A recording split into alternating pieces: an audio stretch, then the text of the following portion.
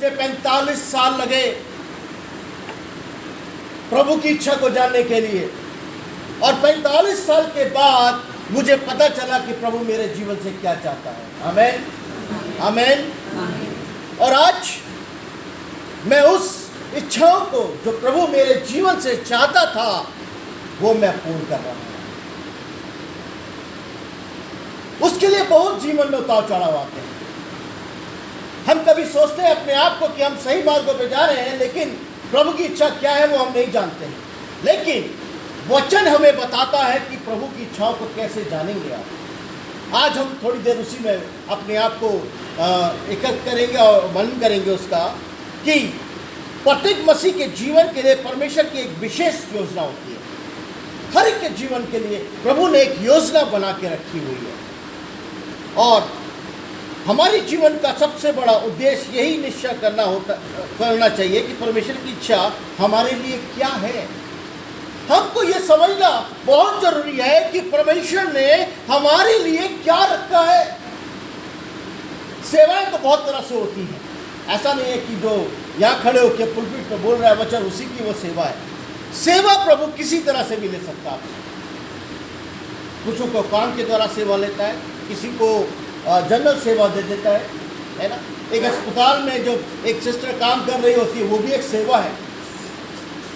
आज वचन जो सुनाया जा रहा है वो भी एक सेवा है। सेवा के लिए बहुत से तरीके हैं, और ये हमारे लिए जानना बहुत जरूरी है कि परमेश्वर की इच्छा हमारे लिए क्या है, और फिर हमें उसकी इच्छा को पूरा करने के लिए कार्य करना चाहिए।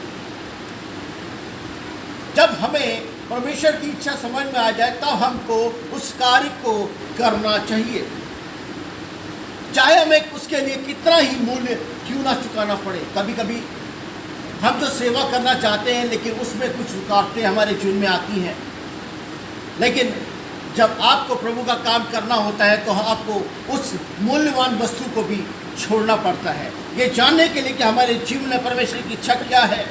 पहले तो सबसे पहले हमको ये समझना पड़ेगा कि परमेश्वर हमारी ज़िंदगी से क्या चाहता है, उसने हमें क्या काम सौंपा है जो हम उसकी सेवा को कर सकें। हमें पहले स्वयं परमेश्वर को जानना होगा। हम अपने आप को तब तक कभी नहीं जान सकते जब तक हम उसको ठीक से अपना पिता नहीं मानते। जब हम उसको अपना पिता मान लेते हैं तब हम उसके ठीक से अपने आप को उसके हाथ में सौंप देते हैं। हम किसके हैं, सबसे पहले तो हमको जानना पड़ेगा हम किसके हैं। और जब हम ये जान लेते हैं तब हमारे जीवन में प्रभु पूरी तरह से कार्य करना शुरू करता है। हम जितना अधिक हम उसके नज़दीक में जाते हैं प्रभु उतना ही हमारे जीवन में काम करता है। इसके लिए हम देखेंगे नीति वचन उसका 3 अध्याय उसका 5 और 6। तू अपनी समझ का सहारा न लेना, तू अपनी समझ का सहारा मत लेना, वरन संपूर्ण मन से यहोवा पर भरोसा रखना। संपूर्ण मन से यहोवा पे भरोसा रखना, यानी कि आपका भरोसा परमेश्वर के ऊपर होना चाहिए। जब परमेश्वर के ऊपर आपका भरोसा होगा तो आप कहीं भी अनसक्सेस नहीं हो पाएंगे। आप हमेशा क्या करेंगे, सफल होंगे, क्योंकि आप अपनी बुद्धि का सहारा नहीं लेते। और आज के समय में हम देखते हैं कि मनुष्य पहले अपनी बुद्धि का सहारा लेता है, और जब वो वहां पर फेलियर हो जाता है तब वो प्रभु के नजदीक में जाता है, तब प्रभु से मांगता है। प्रभु यह कहता है कि तू अपनी बुद्धि का सहारा मत लेना। परमेश्वर की इच्छा को जानना सबके लिए बुद्धिमानी की बात है। परमेश्वर की इच्छा में बने रहने से परमेश्वर की सच्चाई की छाप लग जाती है आपके ऊपर। वो छाप आपकी जिंदगी को हमेशा ऊंचाइयों के ऊपर लेके जाती है। यदि आप उसकी इच्छा से के बाहर रहकर जीवन व्यतीत करते हैं तो आपके जीवन में क्या होता है, दुख होता है, परेशानियां होती हैं, दिक्कतें होती हैं, क्योंकि आप उसकी योजना के अनुसार नहीं चल पाते हैं। परंतु यदि आप परमेश्वर की इच्छा में बने रहें तो आपके मन में थोड़े ही समय में क्या होता है, एक शांति और एक पीस आपके जीवनों में आ जाती है। क्योंकि वो शांति परमेश्वर की ओर से जब आपके जीवन में होती है तो उसका एक अलग ही आनंद अपने जीवन में महसूस करते हैं, क्योंकि वहां पर आप अपनी बुद्धि का सहारा नहीं ले रहे हैं, वहां पर परमेश्वर आपके साथ आपके जीवनों में आपको बुद्धि और समझ दे रहा है। यदि आप परमेश्वर की इच्छा में हैं और आप परमेश्वर से विपत्ति में भी आप प्रसन्न रहेंगे, जब कभी परेशानी आपके जीवन में आ भी जाती है तब भी आप क्या रहेंगे?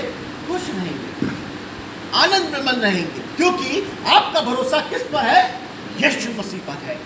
और यीशु मसीह अपने बच्चों पर हमेशा क्या करता है? वो खुशी देखना चाहता है, वो कभी उनको दुख में नहीं जाने देना चाहता है, क्योंकि आप उसकी आज्ञाओं का पालन कर रहे हैं, क्योंकि आप अपनी बुद्धि का समझ नहीं ले रहे हैं। वो परमेश्वर जब आपको समझ दे रहा है, आप उसके अनुसार चल रहे हैं, तो वो आपके जीवन में हर विपत्ति में भी आपको प्रसन्न रखता है। जब आप क्या होता है?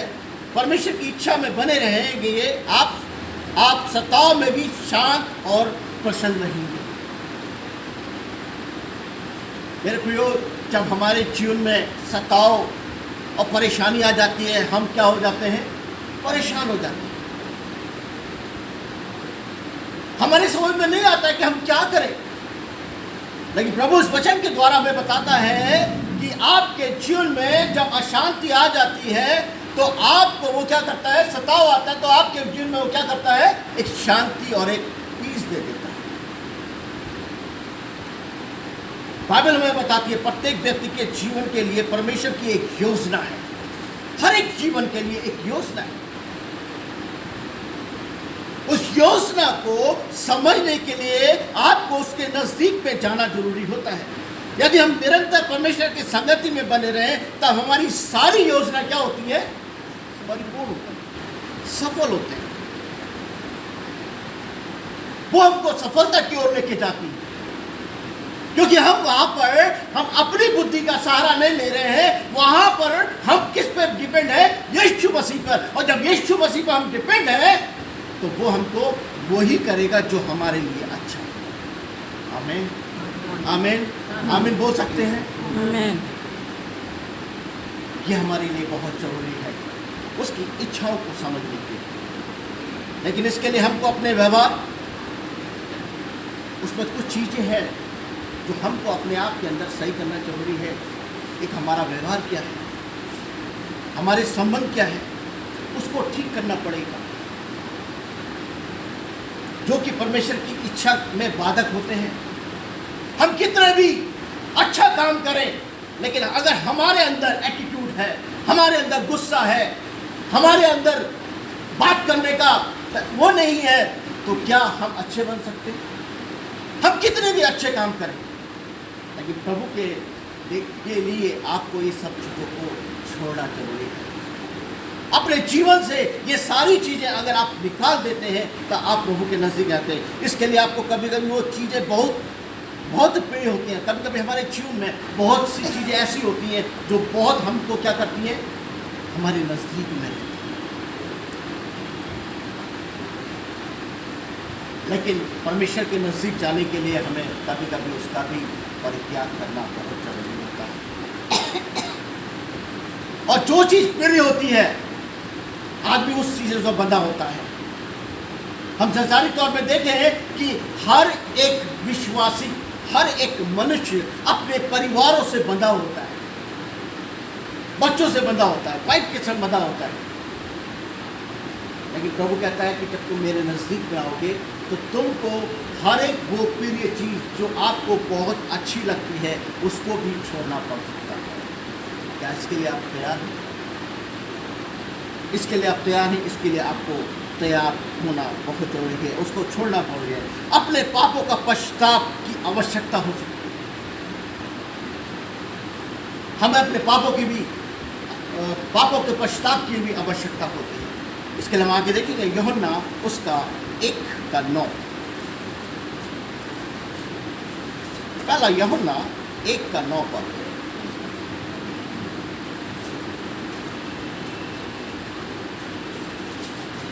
जबकि ज्योति जो मैं हर एक मनुष्य को प्रकाशित करती है। नहीं मैं यूहन्ना जो तुम्हारा भाई पहला यूहन्ना। यदि हम अपने पापों को मान लें तो हाँ हमारे ये पापों आप को क्या बोला, दोबारा बोलिए।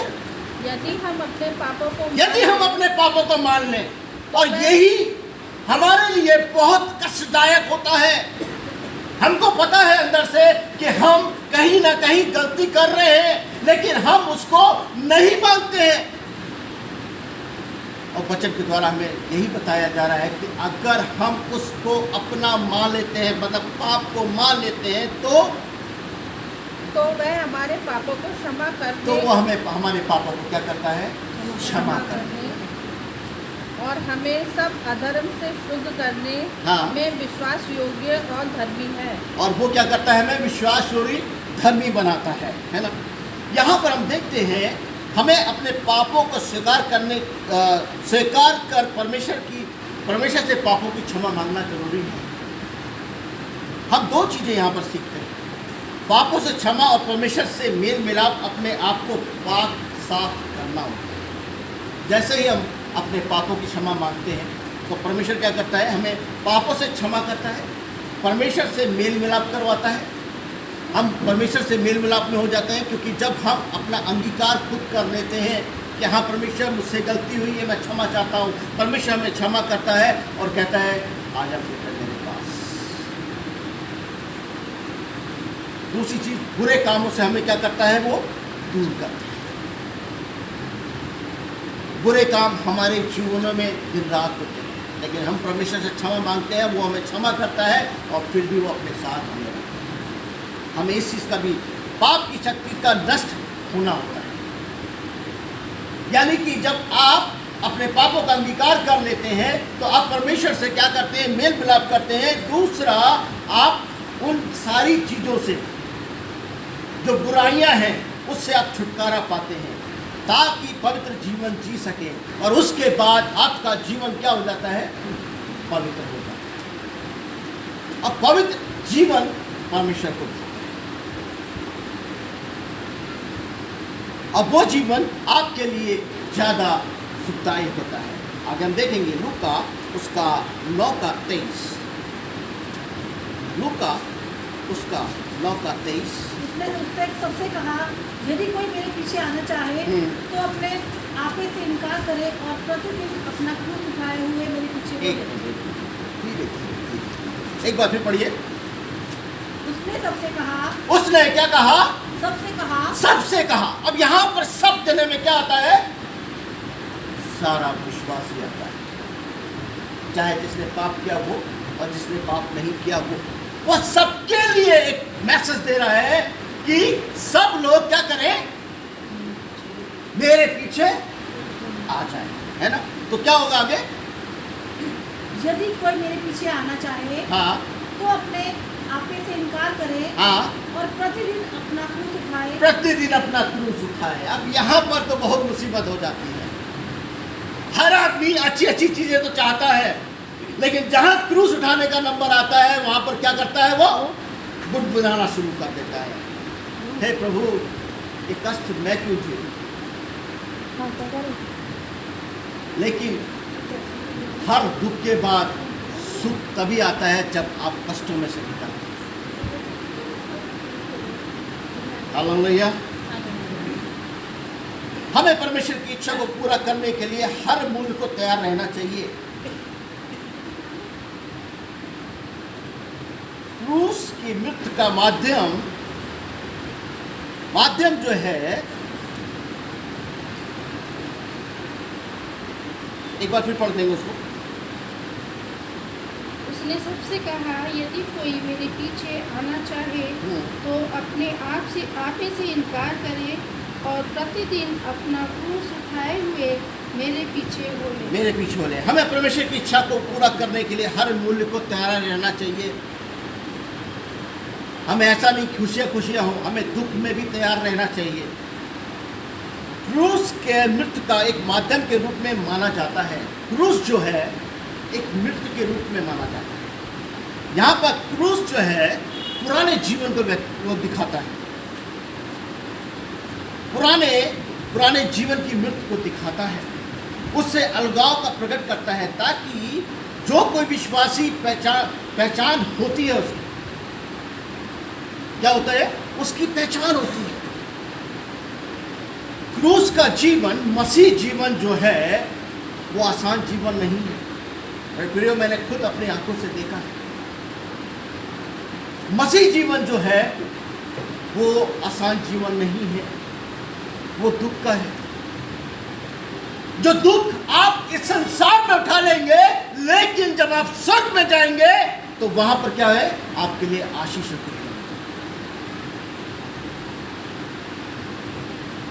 इसीलिए जब हम दुख में भी होते हैं तो हमें उसमें भी प्रभु का धन्यवाद करते रहना चाहिए। आगे हम लोग और देखेंगे भजन संहिता 119 उसका 5 देखेंगे, 105 देखेंगे, 119 का 105 देखेंगे।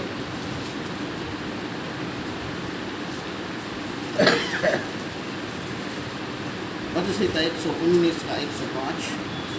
भला हो कि तेरी विधियों को तेरा वचन मेरे गाँव के लिए दीपक और मेरे मार्ग के लिए उजाला है। 119 का 105। 105 तेरा वचन, तेरा वचन, तेरा वचन मेरे पाँव के लिए दीपक, तेरा वचन मेरे पाँव की पाँव के लिए दीपक और मेरे मार्ग के लिए उजाला है। आमेन। तेरा वचन मेरे लिए क्या है, मेरे पाँव के लिए दीपक और मेरे मार्ग के लिए उजाला है। यही तो हम विश्वासी के जीवन के लिए जरूरी है। परमेश्वर का वचन वो आत्मिकता है जो हमारी सहायता करती है। यहां हम देखते हैं कि दाऊद क्या कर रहा है, प्रार्थना जब कर रहा है, अकेले में प्रार्थना और आराधना कर रहा है, तब ये वचन उसके जीवन, उसके मनन हो रहा है। तेरा वचन मेरे पांव के लिए दीपक और मेरे मार्ग के लिए उजाला हो। उस समय जब दाऊद ये कर रहा होगा तो वो कितना हम्बलता से परमेश्वर के सामने अपने आप को कह रहा होगा कि तेरा वचन मेरे लिए दीपक और मेरे मार्ग के लिए उजाला हो। कभी हमने अपने आप के बारे में कभी ऐसा सोचा, प्रभु तेरा वचन ही मुझको क्या करेगा, रोशनी देगा। तेरा वचन ही मेरे जीवन में उजाला कर सकता है। वो उजाला जो हमारे जीवन के लिए बहुत जरूरी है, जो हमारी सहायता करते हैं, बहुत से दुखों में, शोक वगैरह वगैरह से बचाने के हमारी सहायता करती है।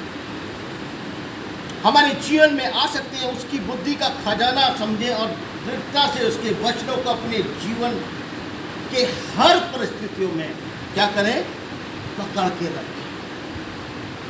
जब हम उसके वचनों को पकड़ के रखते हैं तो हमारे जीवन में हर घड़ी, हर पल, हर दुख, हर बुरी परिस्थिति में हमारा जीवन क्या रहता है, आमीन बोल सकते हैं, आमीन, आमीन, आमीन। इस तरह की हमारी जिंदगी होना चाहिए, इस तरह का हमारा ज्ञान होना चाहिए, व्यवहार होना चाहिए। इस तरह से हमारे जीवन में अपने आप को कहना चाहिए, पकड़ रखना चाहिए। लेकिन वो तब होगा जब हमारे जीवन में बचत होगा। आगे हम देखेंगे फिलिपियों उसका 4:6, फिलिपियों 4:6। किसी भी बात की चिंता मत कर, किसी भी बात की चिंता मत कर, परंतु हर एक बात में, एक मिनट, क्या लिखा है, किसी भी बात की चिंता मत कर। और मनुष्य का सबसे पहला काम क्या होता है, सिर्फ चिंता, सिर्फ चिंता। कई लोग चिंता में अपना खाना पीना भी भूल जाते हैं। कई लोग चिंता में बीमार पड़ जाते हैं। कई लोग चिंता के अंदर वो चले भी जाते हैं। लेकिन वो क्या करते हैं, आगे आगे, परंतु हाँ, हर एक बात में तुम्हारे निवेदन, हर एक बात में क्या करना है, निवेदन। निवेदन, निवेदन का मतलब है कि आपको चिंता नहीं करनी है, प्रार्थना करनी है, निवेदन करना है। ये निवेदन आपकी जिंदगी के लिए बहुत बड़ा एक वचन बन के आएगा। आगे, प्रार्थना और विनती के द्वारा हाँ, धन्यवाद के साथ हाँ। परमेश्वर के सम्मुख उपस्थित किए जाएं। परमेश्वर के सम्मुख उपस्थित किया जाए। आपके जीवन में इस वचन के द्वारा जो देखा जा रहा है, चिंता नहीं करना है, निवेदन करना है, प्रार्थना करना है, धन्यवाद करना है। ये 4 चीज़ें अगर हमारी जिंदगियों में आ जाएंगी, परमेश्वर हमेशा हमारी खुशियों से हमको क्या करेगा, भर के रखेगा। शैतान उसको छू भी नहीं सकता, क्योंकि हमारा जीवन क्या हो रहा है, निवेदन से हो रहा है, धन्यवाद का हो रहा है, प्रार्थना का हो रहा है, वचन का हो रहा है। यही तो प्रभु हमारे जीवन से चाहता है।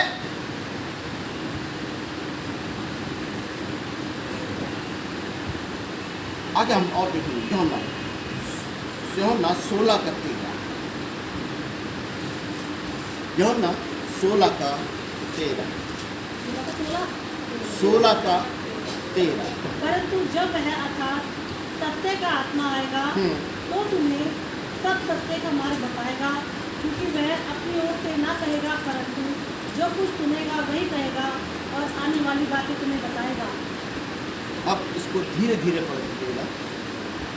परंतु हाँ, जब वह हाँ। अर्थात सत्य का आत्मा आएगा, सत्य का आत्मा, यहाँ पर पहली चीज क्या आ रही है, सत्य का आत्मा आएगा और तो तुम्हें सब सत्य मार्ग बताएगा। तब वो तुमको सारे सच्चे मार्ग बताएगा, क्योंकि वो अपनी ओर से ना कहेगा।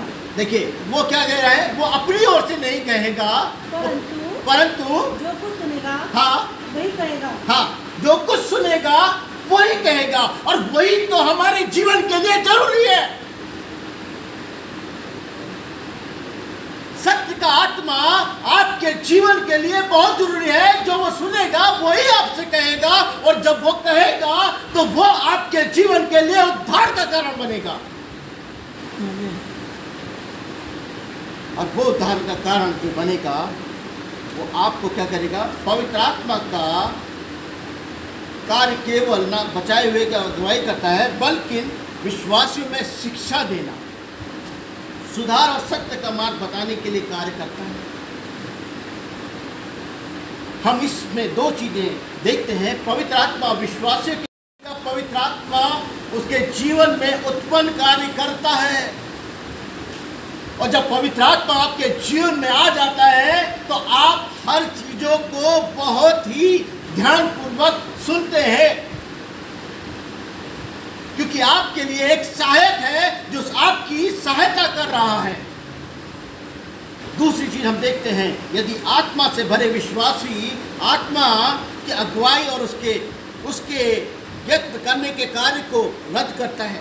यदि आत्मा के द्वारा देह की क्रियाओं को मानना बहुत जरूरी है। अब देह की क्रियाएं क्या होती है? देह की क्रियाओं में बहुत सी चीजें आ जाती हैं।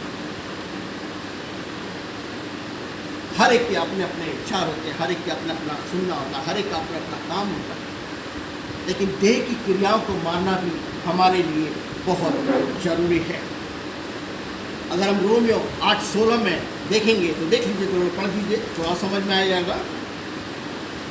रोमियो 8:16।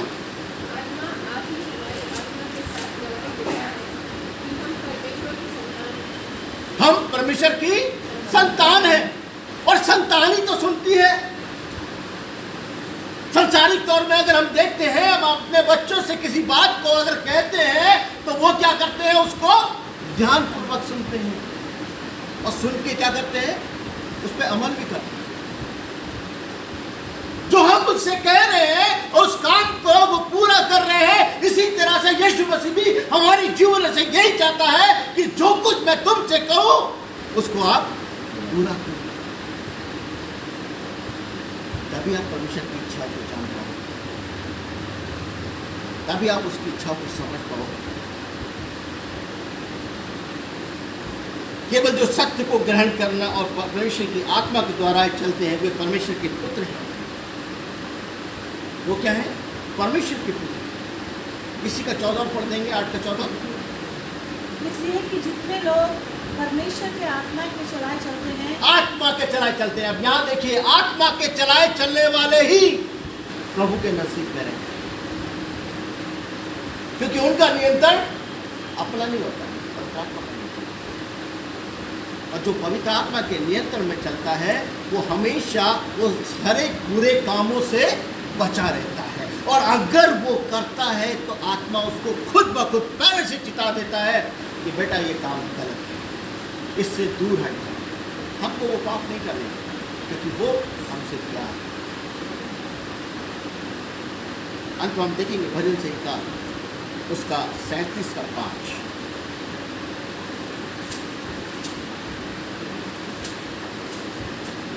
आकाश की ओर दृष्टि करके देख, 5 37 का 5।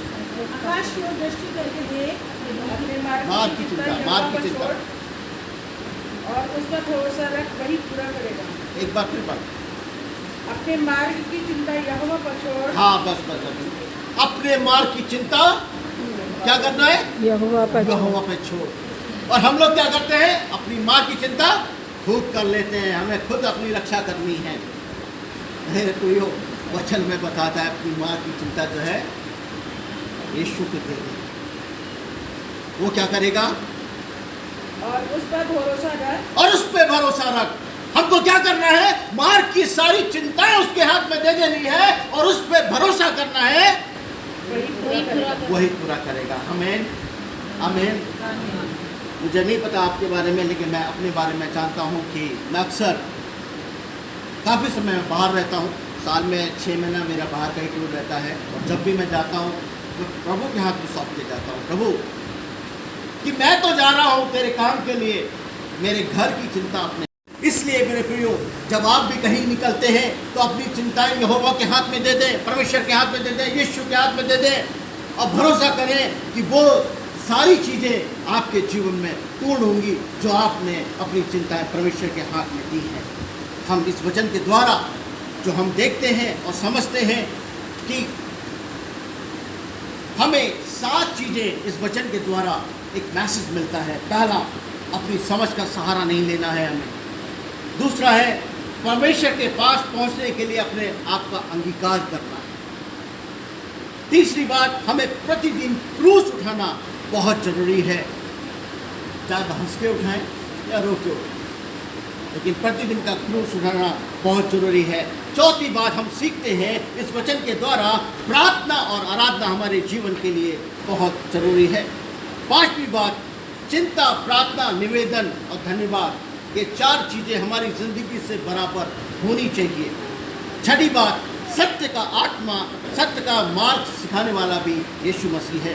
7वीं बात हम जो इसमें सीखते हैं, अपनी मार्ग की चिंता अगर हम परमेश्वर के हाथ में दे देते हैं, यीशु मसीह के हाथ में देते हैं, उस पर भरोसा करते हैं, तो वो हमारी क्या करता है? सारी परेशानी दिक्कतों को अपने हाथ में लेता है। सब चीज़ें हमारे जीवन में परमेश्वर की इच्छा को जानने के लिए में मदद करती है। आमीन आमीन हालेलुया। प्रभु का धन्यवाद हो उसके सुंदर वचन के लिए। परमेश्वर की इच्छा को जानना हमारे जीवन के लिए बहुत जरूरी है। आइए हम छोटे से प्रार्थना करें। सर्वशक्तिमान जीवते परमेश्वर, धन्यवादित है इस सुंदर वचन के लिए पिता परमेश्वर, कि आपने इसमें सहायता मदद करी प्रभु, और जो कुछ आपने वचन के द्वारा हमें सिखाया हम सब उस पर अमल करें। हमारा आसरा, भरोसा, सहारा आप हैं, मार्ग की चिंता लेने वाले आप हैं। हमारे जीवन से प्रभु निवेदन, धन्यवाद और प्रार्थना होनी चाहिए प्रभु। सत्य का आत्मा हमारे जीवन में होना चाहिए पिता परमेश्वर। हम सारी चीज़ों को आपके हाथ में सौंपते हैं प्रभु। जितने लोग भी यहाँ बैठे हैं पिता परमेश्वर, आपने हर एक के जीवन में बीज को बोया और वो बीज 100 गुना नहीं प्रभु, 100 गुना नहीं बल्कि 110 गुना प्रभु फले फूले फलवंत होने वाला बने पिता परमेश्वर। मैं सब कुछ आपके हाथ में सौंपता हूँ। आदर महिमा आपको देते श्री क्रिस्त के नाम से मांगता हूँ।